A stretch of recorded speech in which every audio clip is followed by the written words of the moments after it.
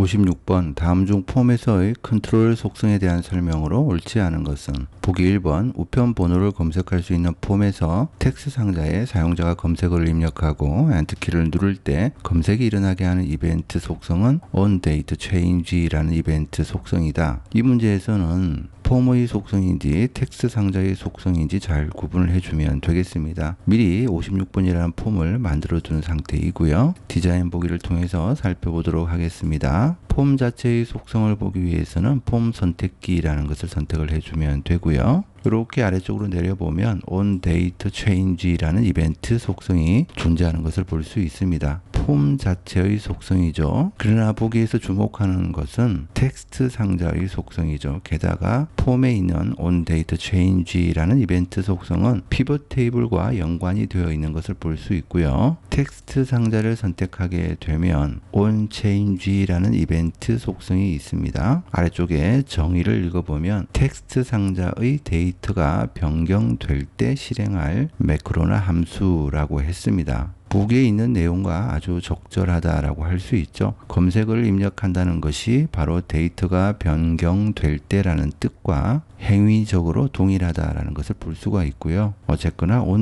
onDateChange는 폼의 속성이지 텍스트 상자의 속성은 아니다. 그래서 보기 1번이 옳지 않다 이렇게 보면 되겠습니다. 두 번째 보기는 텍스트 상자의 컨트롤 원본 속성은 텍스트 상자와 테이블의 필드를 연결하는 역할을 한다라고 했습니다. 다시 액세스로 돌아와서 폼 선택기를 선택해 보면 레코드 원본이 주문이라는 테이블임을 볼 수 있습니다. 이렇게 올려서 주문이라는 테이블을 열어보면 이렇게 다양한 필드를 가지고 있고요. 이렇게 폼의 레코드 원본이 주문이라는 테이블을 가지게 되면 폼 안에 있는 컨트롤, 예를 들어서 이 텍스트 상자가 현재는 unbound, 아무런 필드와 연결이 되어 있지 않지만 이 폼이 주문이라는 테이블과 레코드 원본으로 연결이 되어 있기 때문에 이 폼의 컨트롤도 컨트롤 원본에 아까 본 것처럼 주문이라는 테이블의 필드와 연결할 수 있다는 것을 볼 수 있습니다. 보기 2번에서는 이 이야기를 하고 있는 것이고요. 그 다음 보기 3번 자동 고침 사용 속성을 예로 설정한 경우에는 사용자가 잘못 입력한 영어 단어를 올바른 단어로 자동 정정한다 라고 했습니다. 여기에 있는 텍스트 상자라는 곳에 보면 자동 고침 사용이 현재 예로 되어 있는 것을 볼 수 있습니다. 자, 이렇게 되어 있는 경우에 폼 보기 한 다음에 예를 들어서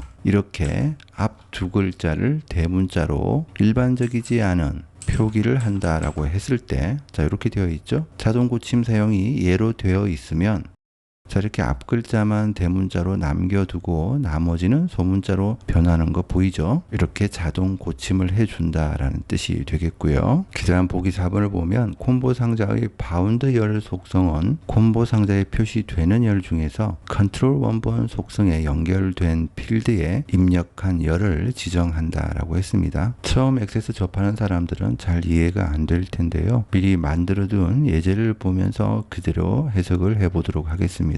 자, 이렇게 미리 만들어둔 폼에서 디자인 보기에 들어가도록 하겠습니다. 이 부분을 잘 이해를 해야 돼요. 우선 바운드 열이라는 것에 대해서 한번 알아보도록 하겠습니다. 자, 지금 이렇게 바운드 열이 3으로 지정이 되어 있죠. 이 말의 뜻은 행원본이라는 것이 있는데 왼쪽부터 바운드 열 1, 2, 3, 4 이렇게 지정이 되거든요. 바운드 열이 3이니까 씨앗 코드가 바운드 열이 되겠죠. 잘 기억을 해 두고요. 얘는 닫아 버리도록 하겠습니다. 그리고 현재 컨트롤 원본 속성에 연결된 필드는 고객 아이디임을 알 수가 있습니다. 실제로 주문 테이블에서 살펴보면 만약 콤보 상자에서 세 번째 행을 선택했다라고 가정을 하게 되면 바운드 열이 3이니까 씨앗 코드에 있는 P2500이라는 이 값이 고객 아이디 2019-0428 이 자리에 입력이 된다는 의미입니다. 자, 실제로 그런지 폼 보기를 한 다음에 선택을 해 보도록 하겠습니다. 이렇게 세 번째 행을 선택하게 되면 그렇죠. 바운드 열 3 씨앗 코드에 있는 값이 고객 아이디에 이렇게 입력이 되는 것을 볼 수 있습니다. 따라서 바운드 열이라는 것은 실제로 저장되는 값이다 이렇게 이해를 하면 되겠고요. 보기 4번에 있는 것처럼 컨트롤 원본 속성에 연결된 필드에 입력할 열을 지정하는 것이다. 실제로 실습한 것과 동일한 결과임을 알 수가 있죠. 그 다음 57번 다음 중 아래 문자열 함수의 결과값으로 오른 것은 무엇이냐. 이번 문제는 integer string 함수에 대해서 묻고 있고요. integer string 함수는 start, string 1, string 2, 옵션 이런 형식으로 사용이 되죠. string 1의 start부터 string 2를 옵션에 따라서 글자의 위치를 찾는 함수입니다. 만약 옵션에서 대소문자를 구분해서 검색하려면 0은 바이너리, 즉 대소문자를 구분하겠다라는 뜻이고요. 이런 단순 텍스트 비교가 됩니다. 자, 이렇게 미리 만들어둔 다양한 예제를 보면 바로 파악할 수 있습니다. 제일 처음에 있는 3은 찾기 시작하는 위치를 얘기를 하는 것이죠. 3으로 지정이 되어 있기 때문에 I 공백 문자 H라는 곳부터 찾기 시작할 겁니다. 찾는 글자는 대문자 A를 찾게 될 텐데 이때 옵션이 1로 지정이 되어 있기 때문에 대문자 A든 소문자 A든 상관없이 A라는 텍스트 글자가 나타나면 그 위치를 그냥 반환해 주면 되겠죠. 57번 문제에 있는 예시와 동일한 부분이고요. 자, 그렇다면 스타트 위치가 여기에서 시작을 하게 되겠고요. A라는 글자가 바로 뒤쪽에 있죠. 자, 그렇다고 해서 스타트 위치에서 한 자리 뒤다 이렇게 얘기를 하면 안 됩니다. 스타트 위치라는 것은 시간 낭비하지 말고 여기서부터 찾아보라는 얘기죠.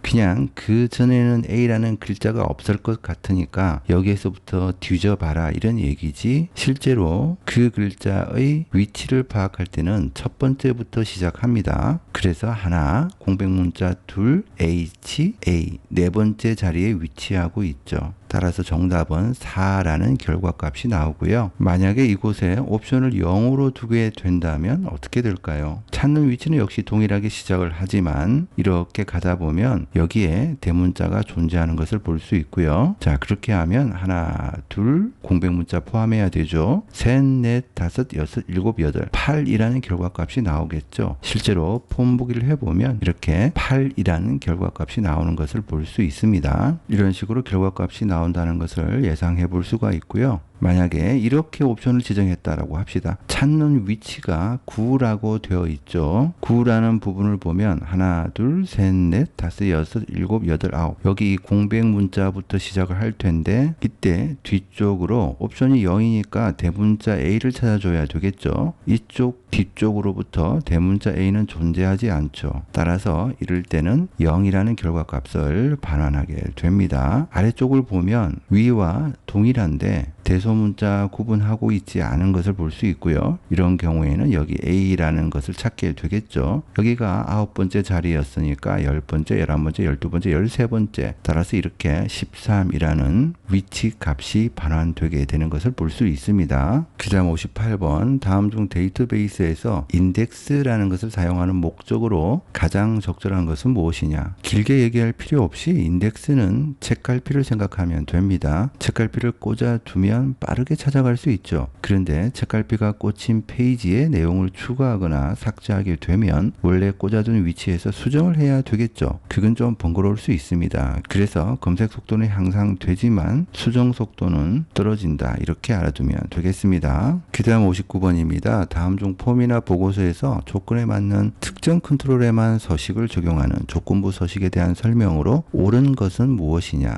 버전에 따라서 조금 다를 수 있습니다. 감안하고 보도록 하죠. 첫 번째 A라는 보기를 보면 조건부 서식은 식이 아닌 필드 값으로만 설정이 가능하다라고 했습니다. 액세스에서 살펴보도록 할게요. 자, 이렇게 수량이라는 특정 컨트롤, 여기에서는 텍스트 상자 컨트롤이죠. 이 컨트롤에 조건부 서식을 이렇게 다양하게 지정을 해둔 상태이고요. 예를 들어서 우리가 새 규칙이라는 것을 만들어 보면 A라는 보기에서는 필드 값으로만 설정할 수 있다라고 했지만 식으로 설정할 수도 있죠. 따라서 A라는 부분은 옳지 않다라는 것을 알 수가 있고요. 두 번째, 컨트롤 값이 변경되어 조건을 만족하지 않으면 적용된 서식이 해제되고 기본 서식이 적용된다라고 했습니다. 자, 여기에 다양한 조건부 서식이 지정이 되어 있는데요. 예를 들어서 10보다 크거나 같은 경우에 수량 필드의 값이 이렇게 볼드체로 빨갛게 표현되는 것을 볼 수 있습니다. 자, 그런 형태로 이렇게 다양하게 조건을 지정해 둔 상태이고요. 이 상태에서 폼 보기를 해보면 이러한 조건부 서식에 맞게 표현이 되는 것을 볼 수 있습니다. 그 얘기는 해당 조건에 맞을 때 그 조건부 서식이 지정이 된다는 뜻이고요. 만약에 여기에 있는 값을 변경을 해서 그 조건을 만족하지 않는다면 당연히 그 서식이 적용이 되지 않겠죠. 그 서식이 적용이 되지 않으면 아무것도 지정이 되어 있지 않다면 당연히 기본 서식이 적용이 되겠죠. 그래서 보기 B는 옳은 설명이 되겠고요. 그 다음 보기 C는 버전에 따라서 달라질 수 있습니다. 조건은 3개까지 지정할 수 있다. 조건별로 다른 서식을 적용할 수 있다라고 했는데요. 당시 오피스-S는 조건을 3개까지 지정할 수 있었지만 지금 오피스-S는 오피스 2016을 기준으로 하고 있죠. 지금은 이렇게 살펴보게 되면 이미 3개 이상 지정해 둔 것을 볼 수가 있죠. 여기에서는 6개를 지정을 해준 상태인데요. 실제로는 50개까지 지정할 수 있습니다. 물론 조건별로 이렇게 다른 서식을 다 적용시킬 수도 있죠. 따라서 C는 조건은 50개까지 지정할 수 있으며 이렇게 고친다면 현재 버전에도 적절한 보기가 되겠습니다. 그 다음 보기 D를 보면 지정한 조건 중 2개 이상이 참이면 조건이 참인 서식이 모두 적용된다라고 했는데요. 예를 들어서 수량이 10 이상인 경우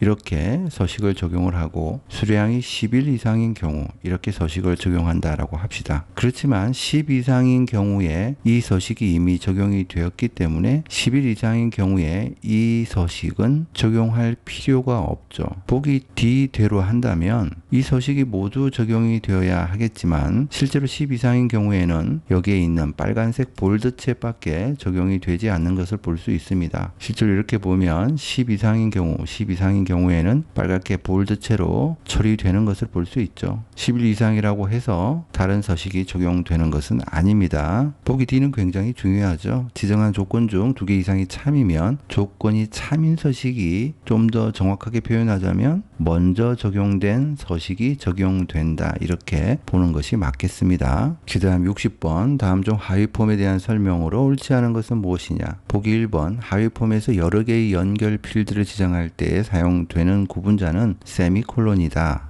미리 만들어둔 예제를 보면서 살펴보도록 하죠. 여기에 있는 하위 폼을 선택하게 되면 기본 필드 연결이라는 부분 보이죠? 여기에 보면 현재는 정확하게 지정한 것은 아니지만 여러 개의 연결 필드를 지정하고 싶다라고 하면 이렇게 세미콜론으로 지정을 해주면 됩니다. 이런 형태로 지정을 하게 되면 이렇게 여러 필드가 세미콜론으로 구분이 되어서 적용되는 것을 볼 수 있습니다. 그 다음 보기 2번 하위 폼은 단일 폼, 연속 폼, 데이터 시트 형태로 표시될 수 있으며 기본 폼은 단일 폼 또는 연속 폼 형태로 표시할 수 있다라고 했는데요. 이 부분은 하위 폼의 특징에 대해서 잘 파악하고 있으면 바로 풀 수 있는 문제죠. 하위 폼이라는 것은 기본 폼 쪽의 하나의 정보에 대해서 하위 폼에 여러 정보를 뿌려주는 형태로 표현이 되는 폼을 얘기를 합니다. 자, 그렇다면 기본 폼 쪽에서 단일 레코드가 나와야 되고 그 다음 하위 폼에는 그냥 알아서 표현이 되면 되겠죠. 만약에 기본 폼 쪽에 연속 폼 형태, 연속 폼이라는 것이 무슨 뜻이냐면 폼의 크기만큼 레코드가 전부 뿌려지는 형태를 얘기를 합니다. 그런 형태로 표현이 되면 당연히 하위 폼의 역할에 맞지 않겠죠. 따라서 만약에 여기 기본 폼 쪽을 이렇게 연속 폼으로 지정하게 된다면 하위 폼 어쩌고 저쩌고 연속 폼으로 표시할 수 없다라는 경고 문구를 만나게 되는 것을 볼 수 있습니다. 여기에서는 기본 보기가 단일 폼으로 지정이 되어야 된다라는 부분 알아두면 되겠고요. 그 다음 보기 3번 기본 폼과 하위 폼을 연결할 필드의 데이터 형식은 같거나 호환이 되어야 한다. 이 부분도 하위 폼에 대해서 잘 이해를 하고 있다면 당연한 얘기가 되겠죠. 왜냐하면 데이터베이스 도구에서 관계라는 것을 눌러보면 현재 이 기본 폼과 하위 폼의 레코드 원본을 볼 수가 있고요. 있는데요. 결국 이 기본 폼과 하위 폼이 번호라는 필드를 통해서 서로 연결이 된 것을 볼 수 있습니다. 기본 키 쪽의 하나의 번호에 대해서 외래키 쪽의 여러 번호 정보를 보여주는 형태로 하위 폼이 형성이 된 것을 볼 수 있고요. 이렇게 관계라는 것을 맺으려면 당연히 이 필드의 데이터 형식은 같거나 호환이 되어야 이렇게 연결할 수 있습니다. 따라서 보기 3번도 옳다라고 볼 수 있고요. 그다음 보기 4번 하위 폼 필드 연결기를 이용해서 간단히 기본 폼과 하위 폼의 연결 필드를 지정할 수 있다. 자, 바로 앞에서 본 부분이죠. 여기에서 작성기 단추를 클릭하게 되면 이렇게 하위 폼 필드 연결기라는 것이 나오고요. 기본 필드와 하위 필드를 잘 지정을 해주면 이렇게 아래쪽에 적절한 필드를 액세스가 미리 제시해 주기도 합니다. 그렇다면 편하게 지정을 할 수가 있겠죠. 자, 이렇게 지정을 해주면 되겠습니다. 하위 폼의 형태만 잘 파악하고 있다면 충분히 풀 수 있는 문제였고요. 보기 2번이 옳지 않다, 정답이다, 이렇게 보면 되겠습니다.